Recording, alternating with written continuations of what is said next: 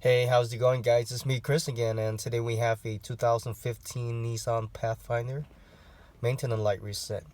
We are going to use these button over here. As you can see, up and down button is also the enter button, back and menu. We are going to look at that screen. Go ahead and turn on your car without starting.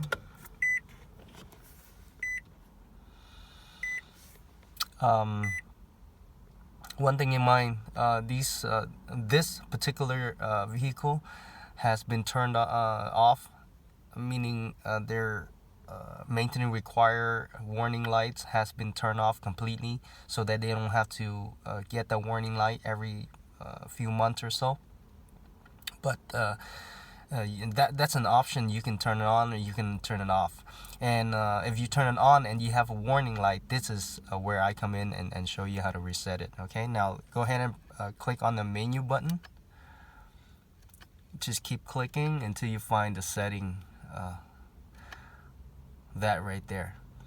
Now go down, scroll down to maintenance, enter on that. Service, maintenance, enter on that, and it should tell you the mileage amount.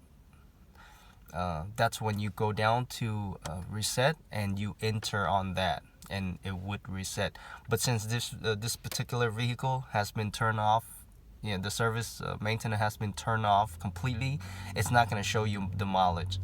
So there's an option on that. And to turn it off, you have to go to a certain menu.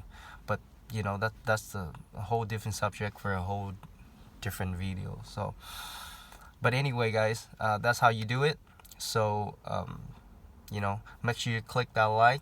Thank you for watching, and I'll see you next time. Bye bye.